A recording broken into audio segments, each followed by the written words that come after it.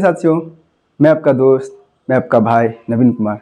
दोस्तों, मैं आज आप लोगों के लिए बिहार दरोगा के लिए 10 टॉपिक्स करेंट अफेयर्स का लाया हूँ। ये टॉपिक्स ऐसे टॉपिक्स हैं, इससे आपको क्वेश्चन बनेंगे ही बनेंगे।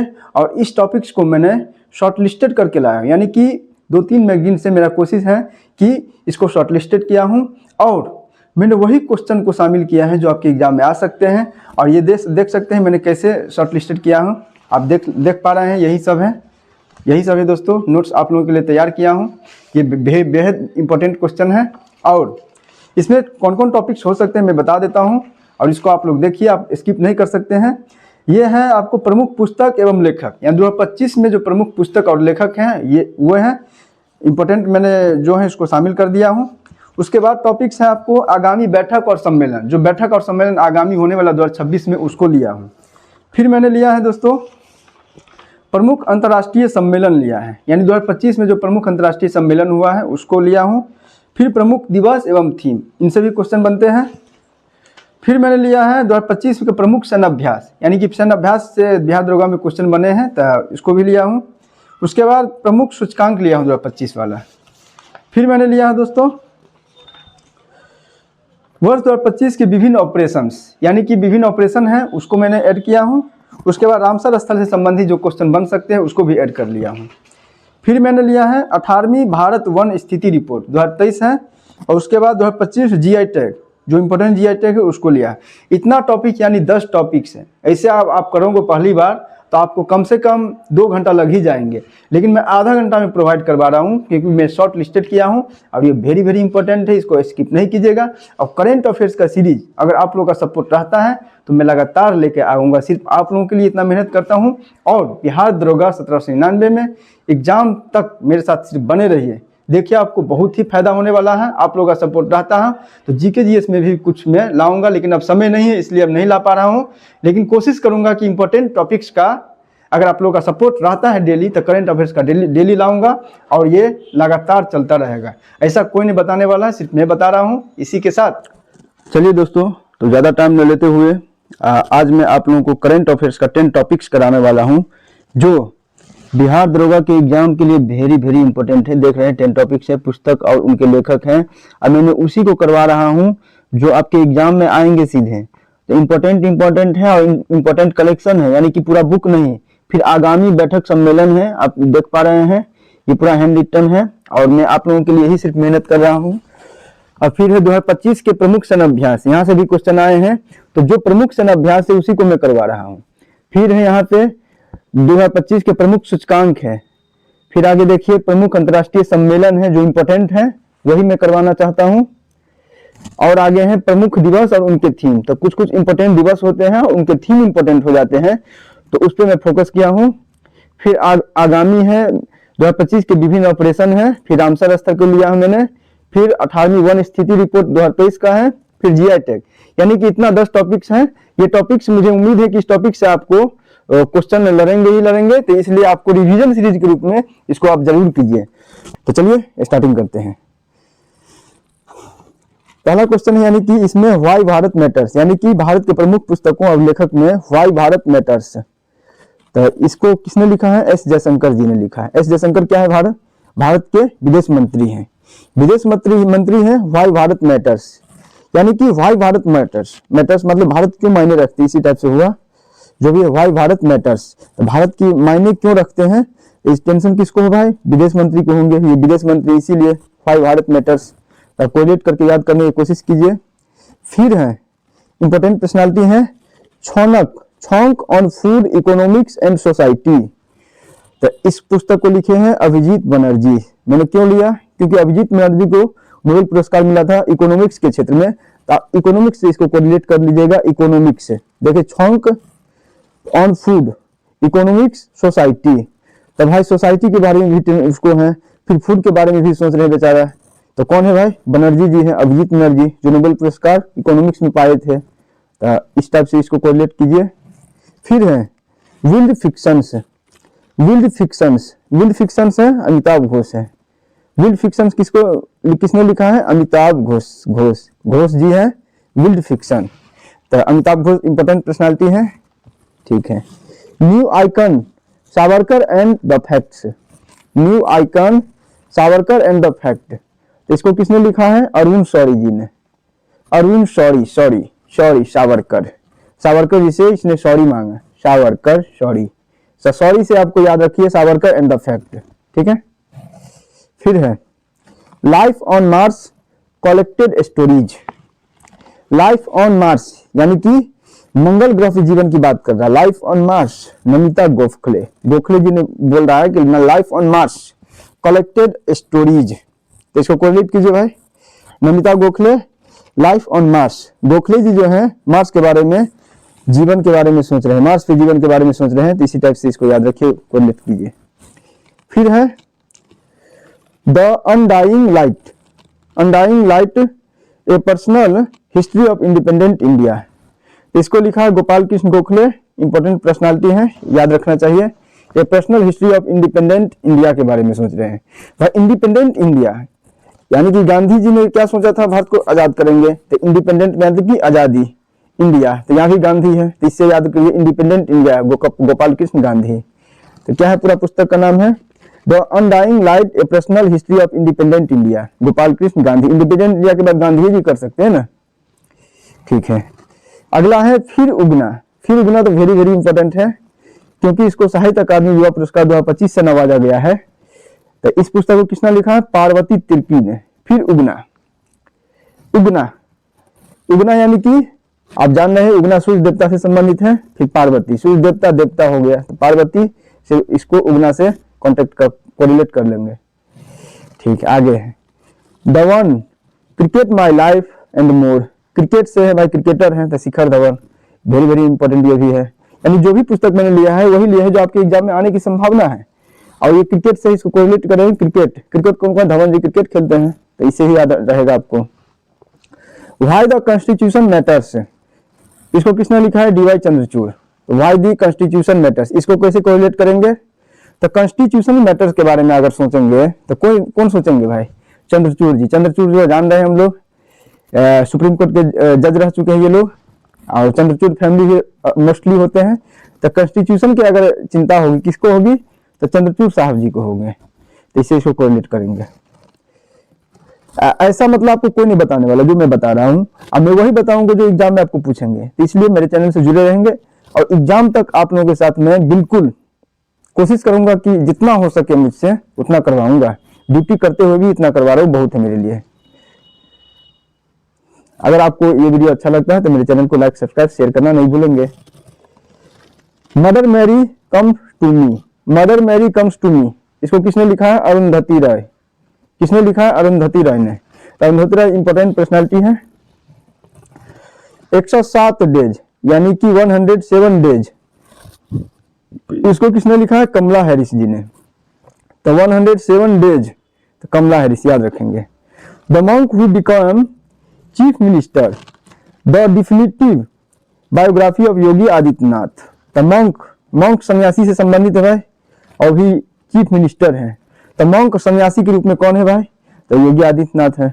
तो शांतनु जी, शांतनु जी यानी कि वो शांति होते हैं, मंक कोई भी होते हैं, और वो भी भाई मंक है, ये योगी जी मंक हैं। अगर कोई योगी है मंक है तो वो शांति रहेंगे ना, तो शांतनु गुप्ता। तो एग्जाम में आपको कोरिलेट करके अगर याद करते हो तो आपको ज्यादा याद है, और एग्जाम में आप गलती नहीं करोगे।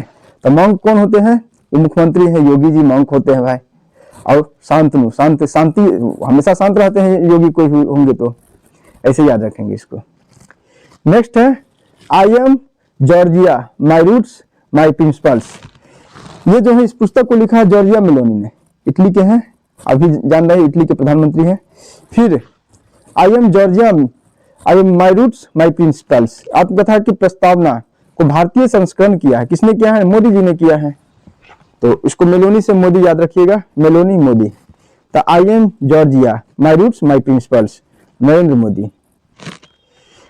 जालियांवाला बाग की कराहें, राजवंती मान।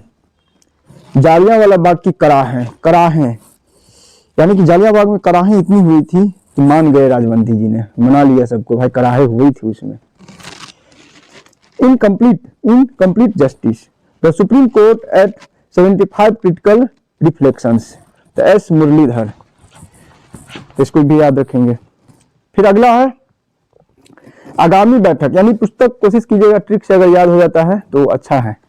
फिर है आगामी बैठक और सम्मेलन, ये भी इंपॉर्टेंट है जो आगामी होने वाले हैं। तो हम कुछ मैंने महत्वपूर्ण सम्मेलन को लिया है तो उसको आपको याद रखना चाहिए। जैसे 21वां G20 शिखर सम्मेलन 2026, ये कहाँ होने वाला है? यूएसए में होगा। 21वां G20 शिखर सम्मेलन 2026 यूएसए में, और 20वां हुआ था दोस्तों दक्षिण अफ्रीका में। कहाँ हुआ था? दक्षिण अफ्रीका में। नेक्स्ट है COP 31। COP 31 जो है संयुक्त राष्ट्र जलवायु परिवर्तन सम्मेलन। COP सम्मेलन इंपॉर्टेंट होते ही है, ये तुर्की में होने वाला है। COP 31 संयुक्त राष्ट्र जलवायु परिवर्तन सम्मेलन तुर्की में, और COP 32 जो है संयुक्त राष्ट्र का जलवायु परिवर्तन सम्मेलन इथियोपिया में। एक और सम्मेलन है COP 29। COP 29 को आप लोग याद रखेंगे। COP 29 जो है कहाँ हुआ है? ये बेहद इंपॉर्टेंट है। COP 29 जो हुआ है अजरबैजान के बाकू में हुआ है, तो ये इंपॉर्टेंट है थोड़ा सा। 52वां G7 शिखर सम्मेलन 2026 वाला फ्रांस में। कहाँ होने वाला? फ्रांस में। तो 51वां भाई कहाँ हुआ है? कनाडा में हुआ है। तो ये आपको याद, 51वां भी याद रखना चाहिए। अब 52वां होने वाला है G7 का फ्रांस में। अब देखना दोस्तों, इसी में से क्वेश्चन रहने वाला है, तो इस सीरीज को आप बिल्कुल भी स्किप नहीं कीजिएगा। जो मैं बता रहा हूँ आप पढ़िए, लास्ट टाइम में आप करंट अफेयर्स जितना कर सकते हैं वेरी इंपॉर्टेंट होते हैं वो। 36वां नाटो शिखर सम्मेलन, नाटो का सम्मेलन है 2026 में। कहाँ होने वाला है? अंकारा तुर्की में। अब 35वां हुआ है हेग नीदरलैंड में, तो 35वां भी याद रखिएगा। तो याद रखिएगा 36वां हुआ है अंकारा तुर्की में, 35वां हेग नीदरलैंड। नाटो की स्थापना दोस्तों कहाँ हुआ था? कब हुआ? 1949 में। इसका मुख्यालय है ब्रुसेल्स में, इतना याद रखिएगा। 18वां ब्रिक्स शिखर सम्मेलन 2026, 18वां ब्रिक्स शिखर सम्मेलन 2026 जो है भारत में, और 17वां जो है ब्राजील में हुआ था। तो 18वां होने वाला भारत में, तो इंपोर्टेंट हो जाते भारत में होने वाला है, और 17वां ब्राजील में हुआ था। ब्रिक्स की स्थापना 2009 में हुआ था। 11 देश वर्तमान में है ब्रिक्स में। 14वां WTO मंत्री स्तरीय सम्मेलन जो है 2026 का कैमरून में हुआ था। 14वां WTO मंत्री स्तरीय सम्मेलन 2026 कैमरून में, और 13वां जो है अबू धाबी UAE में हुआ था। दोस्तों इससे पहले मैंने 2025 में जितने भी एग्जाम हुआ है तो करंट अफेयर्स को मैंने ऐड कर दिया है, यानी कि एक ही वीडियो में पूरा 2025 के करंट अफेयर्स को ऐड किया हूँ। विभिन्न प्रतियोगी परीक्षा में जो बिहार से संबंधित है उसी को मैंने ऐड किया है, तो आप लोग उस वीडियो को जाके देख लीजिएगा, डिस्क्रिप्शन में मैं लिंक दे दूंगा। अब देखिए सैन्य अभ्यास बिहार दरोगा का प्रीवियस ईयर जाके देखिए, सैन्य अभ्यास से क्वेश्चन हमेशा आए हैं, तो इस बार भी आएंगे। चलिए सैन्य अभ्यास से देखता हूँ। और सैन्य अभ्यास में आज बदल के ट्रेंडिंग है दोस्तों, पूछने लगे हैं। आपको पूछेंगे कि इसका संस्करण क्या था भाई, सूर्य किरण पूछेगा कितना संस्करण था। हो सकता है आपको विनवेक्स दे देंगे, बोलेगा संस्करण कितना है। फिर अगर इंडिया में हुआ तो पूछे इंडिया के किस जगह पे हुआ था, इस टाइप से पूछने लगे, बदल के पूछते हैं। तो गरुड़ शक्ति मैंने उसी को ऐड किया है जो पूछने की संभावना है, यानी कि संभावना मतलब कि जो इंपॉर्टेंट है। गरुड़ शक्ति 2025 10वां संस्करण है। कितना है? 10वां। ये थल सेना है भारत इंडोनेशिया, हिमाचल प्रदेश में हुआ है आयोजन, ठीक है। तो भारत इंडोनेशिया गरुड़ शक्ति।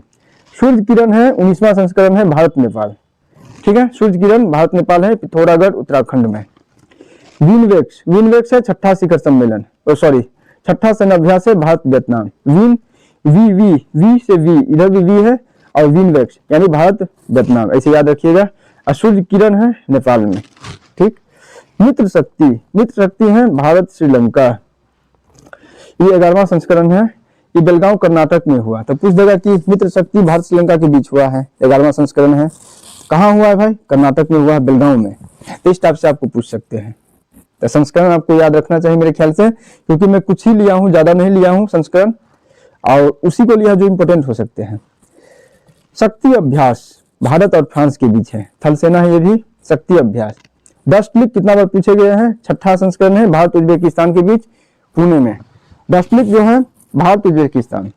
साइक्लोन जो है तीसरा है भारत और मिस्र के बीच, तो ये याद रखना चाहिए, और राजस्थान में हुआ साइक्लोन। तो थल सेना में कौन कौन है? गरुड़ शक्ति है भारत इंडोनेशिया, सूर्य किरण है भारत नेपाल है, विनवेक्स है भारत वियतनाम है, मित्र शक्ति है भारत श्रीलंका है, शक्ति अभ्यास है भारत फ्रांस है, डस्टलिक है भारत उज्बेकिस्तान, और साइक्लोन 25 है भारत मिस्र है। मैं कोशिश करूंगा कि पीडीएफ को आपको ग्रुप में यानी कि टेलीग्राम में अवेलेबल कराऊंगा, तो आप लोग अच्छे से देखिए, और नेक्स्ट डे मैं दे दूंगा पीडीएफ। फिर नौसेना अभ्यास देखते हैं। मालाबार 2025 28वां संस्करण है। इसमें क्वाड देश भाग लेते हैं। क्वाड देश में 4 देश हैं, यूएसए है और भारत है, ऑस्ट्रेलिया है और जापान है। तो इन 4 देश है क्वाड में। गुआम यूएसए में हुआ था। जीमेक्स इंपोर्टेंट हो जाते हैं 2025, यानी 25 मतलब कि 2025 भारत और जापान के बीच हुआ है जीमेक्स। योकोसुका जापान में, ये पूछा गया क्वेश्चन था 25 में एग्जाम में हुआ था, तो करंट पूछ दिया था ये कहाँ हुआ था जीमेक्स 2025, तो याकोसुको, ठीक है। कोंकण 2025 जो है भारत ब्रिटेन के बीच हुआ। कोंकण कहाँ किसके बीच हुआ? भारत और ब्रिटेन। तो कोंकण याद रखेंगे भारत ब्रिटेन के बीच। समुद्र का शक्ति भाई किसके बीच है? भारत और इंडोनेशिया। इंडोनेशिया समुद्र का भाई द्वीप है। तो कहाँ है समुद्र शक्ति? भारत इंडोनेशिया। विशाखापट्टनम आंध्र प्रदेश में हुआ है। जा माता तटरक्षक अभ्यास 2025, ये थोड़ा सा इंपोर्टेंट लग रहा है क्योंकि ये पहली बार मैं देख रहा हूँ। जा माता तटरक्षक अभ्यास भारत जापान, चेन्नई में हुआ है ये अभ्यास। भारत में भी हुआ, भारत जापान के बीच हुआ है, ठीक। टाइगर क्लॉ तो वेरी वेरी इंपॉर्टेंट है और ये पहला संस्करण है, भारत और यूएसए के बीच है। ये वायुसेना अभ्यास है टाइगर क्लॉ याद रखिएगा, ये बागपत यूपी में हुआ है।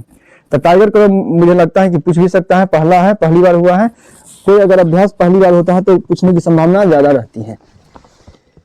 टाइगर ट्रंप जो है ये भी चौथा संस्करण है, भारत और यूएसए के बीच हुआ। ये तीनों सेनाओं के बीच होते हैं, ठीक है, याद रखेंगे। फिर मैंने सूचकांक लिया हूं। सूचकांक दोस्तों आपको पूरे याद करने की जरूरत नहीं है, कुछ कुछ इंपोर्टेंट सूचकांक होते हैं, बस उसी को आपको याद करना चाहिए।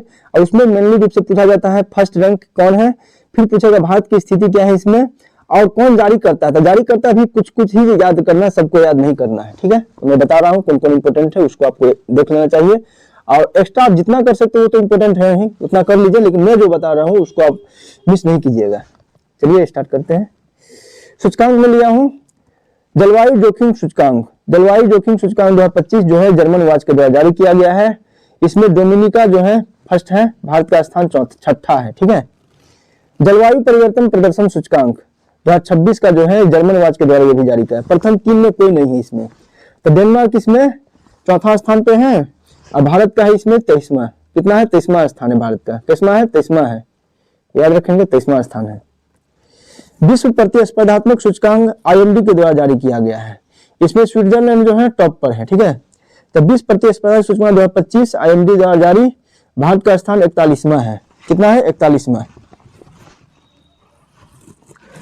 हेनले पासपोर्ट सूचकांक 2025 सिंगापुर इसमें टॉप पर है, ठीक है। सिंगापुर को टॉप पर है, इसमें भारत का स्थान है 77वां।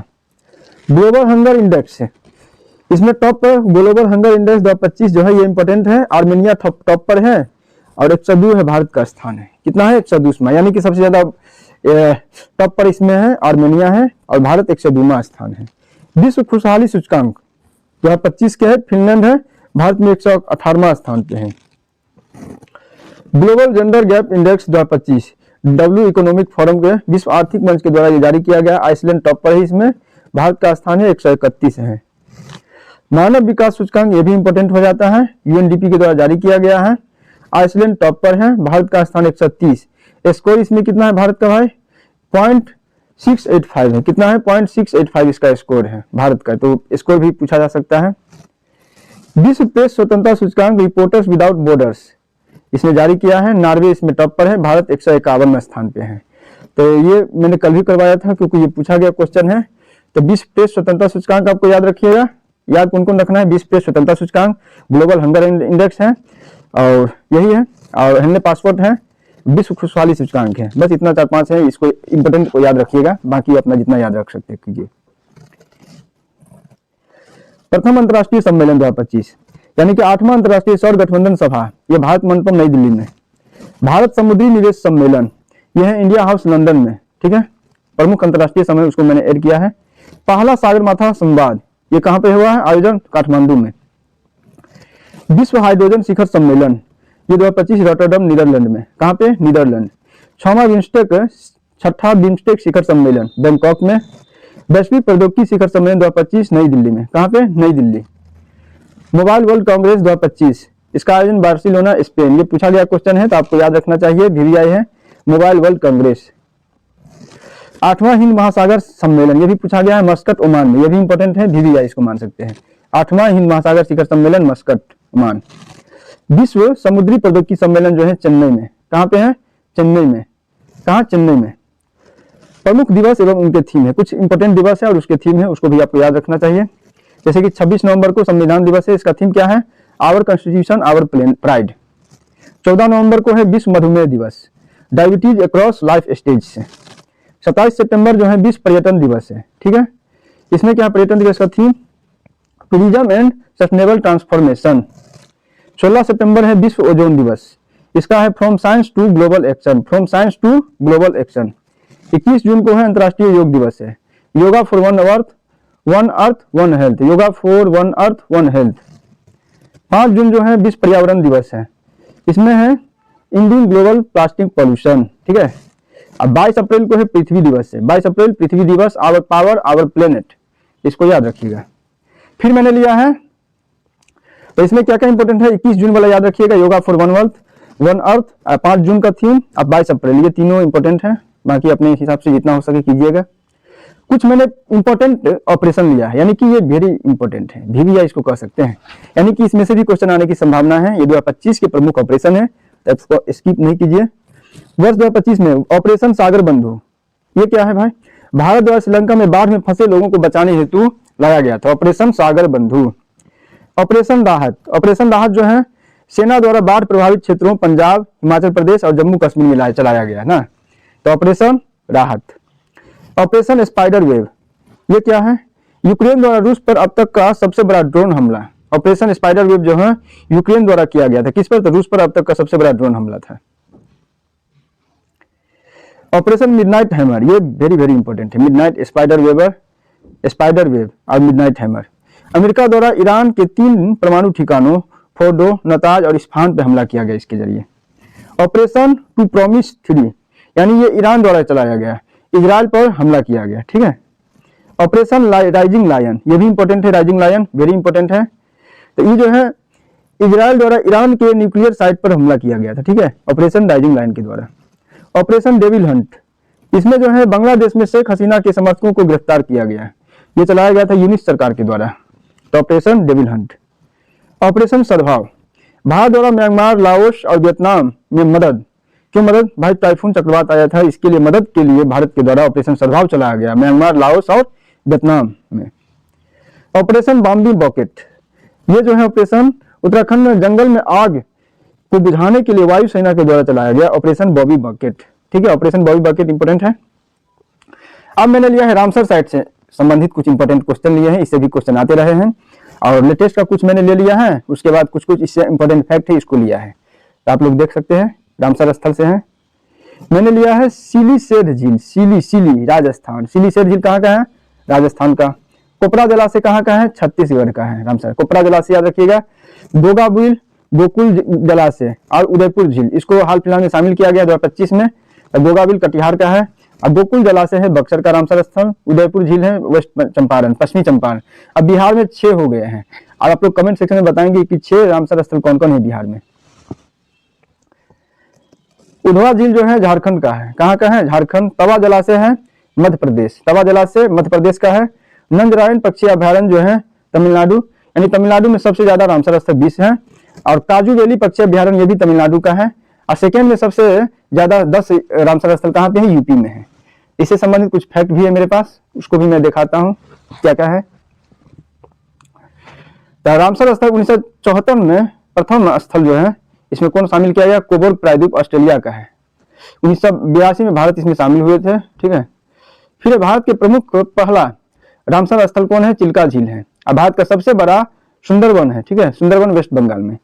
और सबसे छोटा जो है रेणुका वेटलैंड है, हिमाचल प्रदेश में है। और भारत का पहला कृत्रिम आर्द्रभूमि हरके बैराज है, कौन है? हरके बैराज, इसको भी याद रखिएगा। तो इतना रामसर स्तर से हरके बैराज को याद रखिएगा। रेणुका वेटलैंड सबसे छोटा है, और कोबोल प्रायद्वीप जो है पहली बार जो है वो रामसर स्थल में शामिल हुआ था। इतना चीज याद रखना चाहिए आपको। फिर है नेक्स्ट,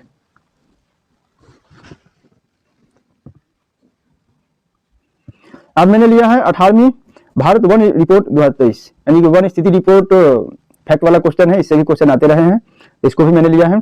और मैंने वही को लिया है जो आपके एग्जाम में आ सकते हैं, आपको पूरा याद करने की जरूरत नहीं है, कुछ इंपॉर्टेंट ही मैंने लिया है। देखो क्या लिया है, ये रिपोर्ट जो है 18वीं वन स्थिति रिपोर्ट है, पहली बार, ये पहला क्वेश्चन है।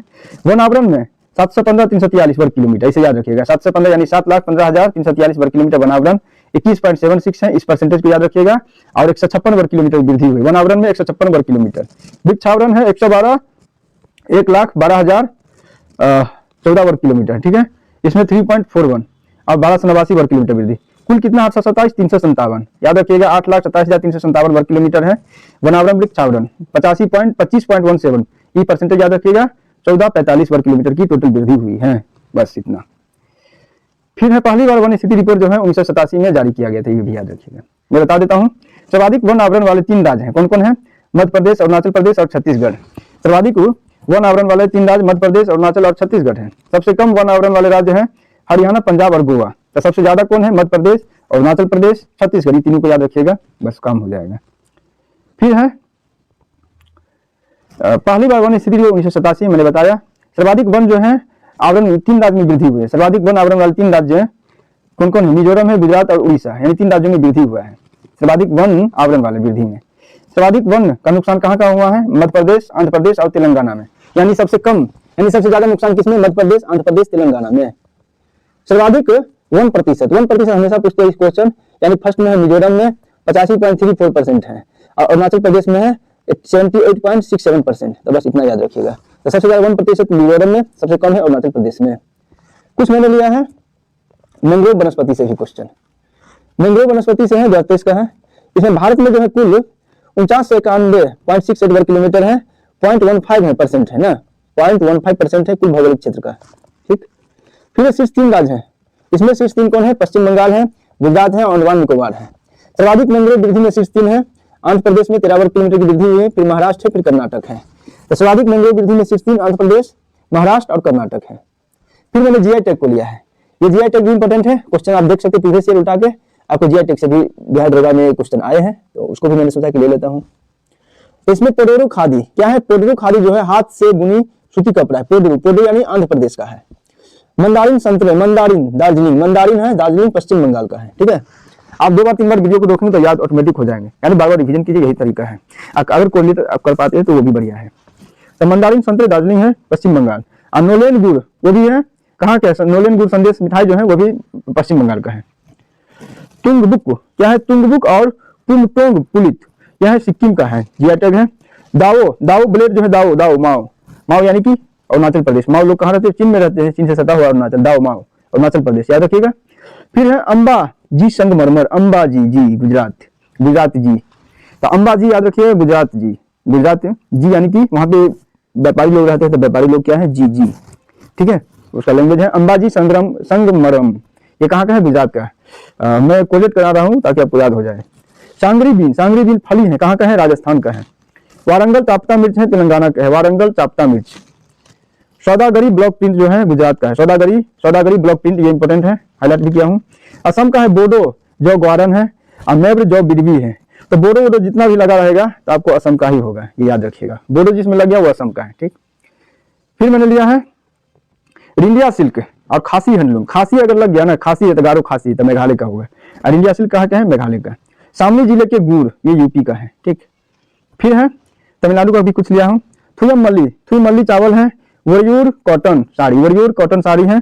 और अंबा समुद्रम चुप्पू सामान, लकड़ी के खिलौने हैं, तो चुप्पू सामान है, ठीक है। फिर मैं थोड़ा सा रिकॉल कर देता हूँ क्या क्या इसमें इंपॉर्टेंट है, very important. Saudagari block printing Gujarat का पूछा गया क्वेश्चन है। पश्चिम बंगाल में सबसे ज्यादा क्या है? रामसर स्थल, इसको याद रखिएगा। और सबसे ज्यादा भाई कहाँ पर है? 3 राज्य में है, मध्य प्रदेश, अरुणाचल और छत्तीसगढ़ में है। आपको सबसे ज्यादा वनावरण है, इसको आपको कुछ इंपॉर्टेंट है, जैसे बिहार में अब 6 हो गया है रामसर साइट, और सबसे छोटा है रेमका वेटलैंड है, और भारत का पहला कृत्रिम कौन है? आदिभूमि हर के बैराज है, इसको आपको याद रखना चाहिए। कुछ ऑपरेशन है जैसे कि स्पाइडर वेब है, मिडनाइट हैमर है और राइजिंग लायन है, इसको आपको याद है। ऑपरेशन डेविल हंट, इसको याद रखना चाहिए। और 21 जून, 5 जून और 22 अप्रैल, इसका थीम जरूर याद रखिएगा, हो सकता है पूछ दे। फिर है मोबाइल वर्ल्ड कांग्रेस, ये प्रीवियस ईयर में भी यानी 2025 में जो एग्जाम हुआ है हाल में, ये पूछा गया है। मस्कट ये भी पूछा गया है। 8वां हिंद महासागर और मोबाइल वर्ल्ड कांग्रेस। विश्व हाइड्रोजन शिखर सम्मेलन भी याद रखिएगा। पहला सागरमाथा सम्मेलन, सागरमाथा नेपाल से संबंधित है, उसको पर्वत से संबंधित है, वहाँ पे हिमालय पर्वत को क्या बोला? सागरमाथा बोला जाता है, तो बस सागरमाथा से काठमांडू याद रखिएगा। फिर है ये 151वां जो है, ये पूछा गया क्वेश्चन है, विश्व प्रेस स्वतंत्रता सूचकांक। ग्लोबल हंगर हमेशा पूछते हैं, 102 नंबर पे है, आपको याद रखना चाहिए। फिर मैंने देखा टाइगर क्लॉ, ये वेरी वेरी इंपॉर्टेंट मैंने रखा है, यह पहला है क्योंकि, और भारत और यूएसए के बीच वायुसेना अभ्यास है, बागपत यूपी में हुआ है। अजिमेक्स भारत जापान, समुद्र शक्ति भारत इंडोनेशिया है, ये सब याद रखिएगा। साइक्लोन है भारत मिस्र के बीच, ये भी आ सकते हैं। तो आपको याद रखना चाहिए। और मैं बताता हूँ 14वां जो है WTO मंत्री सम्मेलन है कैमरून में। कहाँ पे? कैमरून में। और नाटो का शिखर सम्मेलन, ये नाटो वाला 2026 वाला अंकारा, हेग 35वां हेग नीदरलैंड में हुआ था। तो आपको याद रखना चाहिए। कॉप सम्मेलन याद रखिएगा। तो यही सब है। मदर मेरी ये अरुंधति राय का है। और Dhawan cricket my life and more, ये किसका? शिखर धवन जी का। ये इंपॉर्टेंट है कि क्रिकेटर जी का है। पार्वती तिर्की वाला याद रखिएगा।